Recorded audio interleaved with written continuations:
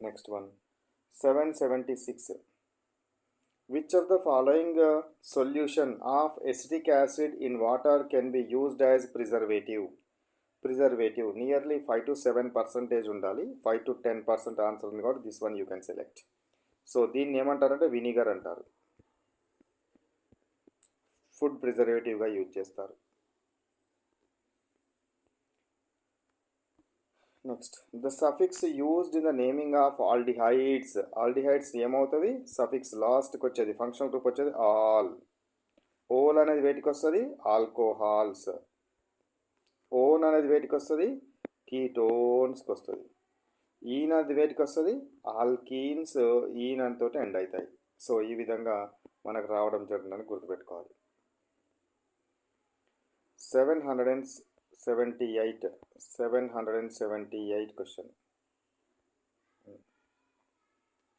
Acetic acid, when dissolved in water, it dissociates into ions reversibly because it is a weak acid. Week ఉందంటే అలా reversible reaction జరుగుతుంది.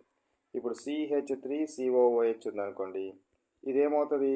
CH3COO minus అయాన్స్గా విడిపోతుంది, మళ్ళీ H+ ions, ఇవి రెండు వస్తాయి. మళ్ళీ ఇవి రెండు బ్యాక్గా కలిసి మళ్ళీ ఇది ఫామ్ అవుతుంది. ఇట్లా రివర్సబుల్ రియాక్షన్ జరిగేది ఓన్లీ వీక్ యాసిడ్స్లోనే జరుగుతుంది. ఈ ఈక్విలిబ్రియంని డైనమిక్ ఈక్విలిబ్రియం అంటారు. డైనమిక్ ఈక్విలిబ్రియం అంటారు. ఇది ఎప్పటికీ డిసోసియేట్ అవుతూనే ఉంటుంది, ఇవి ఎప్పటికి కలుస్తూనే ఉంటాయి. అట్లా వీక్లో మాత్రమే జరుగుతుంది, స్ట్రాంగ్లో జరగదు. నెక్స్ట్ 779 క్వశ్చన్ చూడండి. Which of the following hydrocarbon can show isomerism? ఐసోమెరిజంని షో చేసేది ఏంటి? ఐసోమెరిజంని షో చేయాలనంటే ఎన్ని కార్బన్స్ ఉండాలి? మినిమం 4 కార్బన్స్ ఉండాలి. మినిమం 4 కార్బన్స్ ఉంటేనే ఐసోమెరిజంని చూపెట్టగలుగుతుంది, లేకపోతే ఐసోమెరిజంని చూపెట్టలేదు. ఐసోమెరిజంని షో చేయాలంటే minimum 4 number of carbons is required.